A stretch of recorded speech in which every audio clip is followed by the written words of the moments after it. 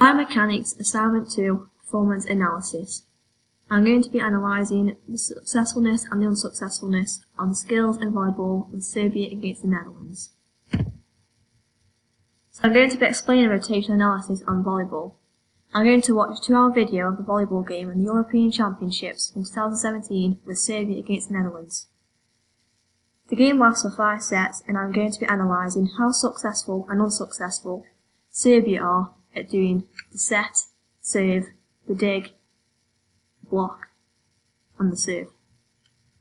The serve being successful going over the net to the other team, the dig being successful in reaching their team player, the set being successful reaching their team player, the spike being successful in scoring a point on the team's net, and the block being successful stopping the other team from scoring a goal.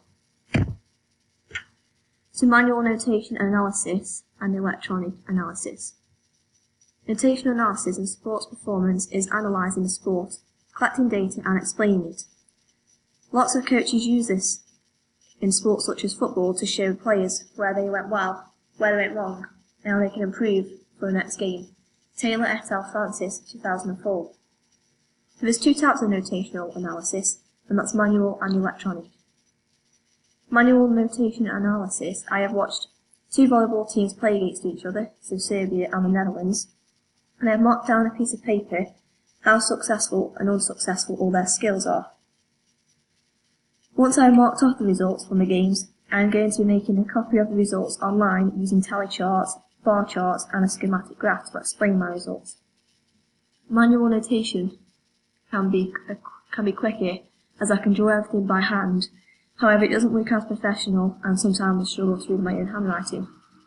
Electronic notation analysis is by processing the results using a software on a computer and me having no input by hand. This can be a good way to analyse sports because I can use pictures, colour, animations and slideshows to explain sports performance. However, it can sometimes be time consuming as I have to create my own tables and charts by myself on the computer, so it can take a long time. So I've chosen 5 skills to analyse in volleyball with Serbia, and they are the serve, the dig, the set, the spike and the block. The game was up to 5 sets with 25 points in each set with a 2-point clearance.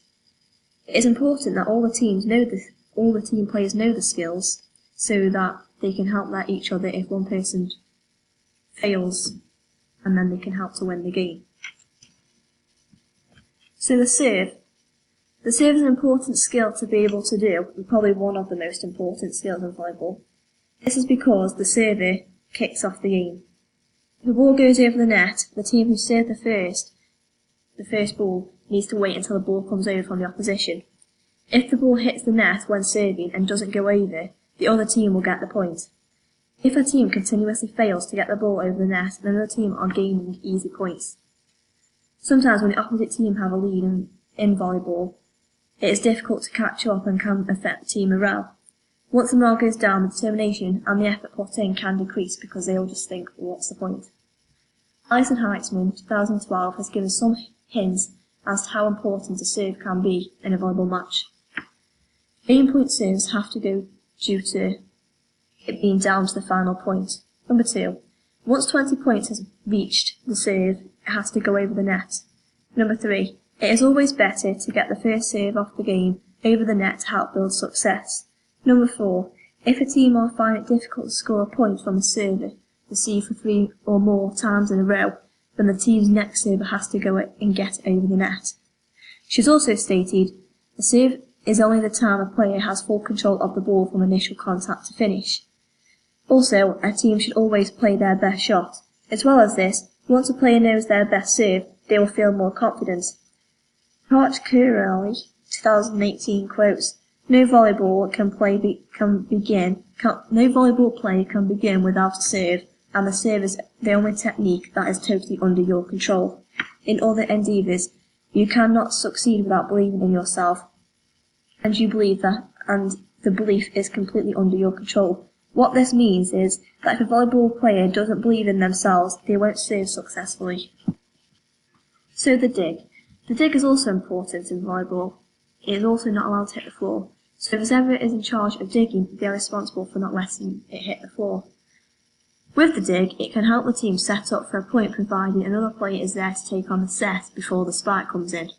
In volleyball, there is times where a player might have to dive to the floor to keep the ball up, so it is important that the players have fast twitching muscles, good strength and flexibility in order for them to get low to the floor. Diggers must also be able to move forwards and backwards explosively. Myosource Kinetics Band 2018 says that diggers in volleyball need to be able to read the other team's movements so that they know where the ball is going to end up. This is important because if they can read the opposition, then they will know where to place themselves and get to the ball in time. In order for them to prep for the ball, they need to always be on the correct starting position, which is their athletic position. They need to make sure that their knees are bent so that they are close to the floor and have their hands out in front of them. They also need to make sure that they hand-on dig, which is the volleyball using both hands to dig with the ball. There is also two or more, which is the volleyballs are unable to use both hands to dig. They should use their fist. The toes and shoulders means that they should always be Their toes and shoulders means that they always have to be on their toes, ready and balancing so they can move forwards, backwards and side to side. They also need to know their ground, because the diggers have to cover a lot of the court to get the ball. They also need to be ready for anything, meaning that they have to be ready at all times to hit the ball. They also need to reposition, meaning that they need to learn which way the hitter's shoulders should be facing and if there is a hole in the team's blockers or if the line is covered. There is also an overhand dig, so this is where the ball goes towards the digger's head or face. They might have to use an overhand dig to get the ball in the air. Finally, there is diving, which sometimes the players can't reach the ball in time, so they might have to make a dive for it. The set. According to Mason Young 2016, the setters are important because they are involved in almost every play. This means that in every play a setter will always touch the ball. They are also in charge of getting the ball after the dig. This is important because they can negate a bad pass. So this means if the first ball, so the dig, wasn't all that good, the setter can get the ball back and make it effective in the game, getting ready for a chance for the spike so that they can win a point. They also establish the offensive rhythm. This means that a setter has to be consistent in place where they set the ball and consistent with timing so that them and the spikers can get a routine and correct technique. This is good for the spikers because they have to be in the right position and then spike the ball over. The setters are also playing all around, which means that the setters can play in a 5-1 or 6-2 scheme. They tend to keep all the setters on the court so that they can keep consistency, which keeps the flow of the play moving. Finally, the setters make great leaders. This means that because the setters are more important or one of the most important players on the court, they tend to be a good team leader. They have a lot of responsibility on the court, so they're probably good at it off court as well. They're also involved in everything that goes on in the court too. The spike. The spike is where the ball is being slammed down to the floor over the net on the opposite side. This is a technique used to score a point. According to Volleyball Advisors 2015, the purpose of the first two steps is to make forward speed. Speed is important as it helps to create power when jumping in the air. Timing is also key as they have to know when the right time to spike is. They can also try to trick the other team's blockers to make them jump too early or too late. According to Listrong 2017, the spike is one of the most powerful moves in volleyball. Listrong has stated that there are 6 important steps. Step 1. Spikers must keep their eyes on the ball at all times so they can get in the correct position for the spike. Step 2.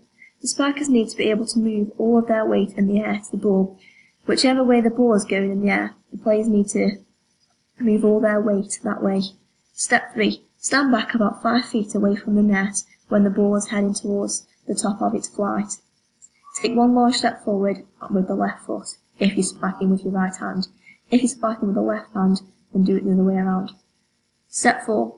Jump off the ground as high as possible to the left side of the ball. Step 5. Swing the arm quickly and then hit the ball down to the ground, away from the opposite team's blockers. Finally, step 6 is follow the ball through, land on the ground and get back into position ready for the next play, or continue play if the opposition block the ball. Block. The block is also important in volleyball if the blocker times it right. Once the opposition has gone in for the spike, the blockers jump up to block the ball from touching the floor and allowing the opposition to score a point. According to John, blocking is not always about blocking a point. It is also about making the other team spikers change their shot. If volleyball players didn't block at all, or had weak blockers, the opposite team will consistently score points and they will probably lose the game. John 2017. Dennis 2018 says blockers need to see and be prepared for all situations. They need to be prepared to react to an attack. It is important that the blockers communicate somehow so that the other teams are not completely sure of what is going on. Volleyballers tend to use their fingers behind their backs to the diggers and the setters because sometimes the front setters can help with blocking. There is a term which all blockers need to know, and that is penetrating the net. To penetrate the net, it is to seal the area of the net, and I have a picture showing of how that is being done. Blockers need to also be prepared to hit the ball from all different directions and different speeds. The spike normally is rapid, and so it is important that the blockers are prepared for the ball coming at them. Once the ball has been blocked, the direction in which the ball is going to end up is important. They need to try and get the ball to their teammates so that they can set up for a spike and a chance for a shot and a point.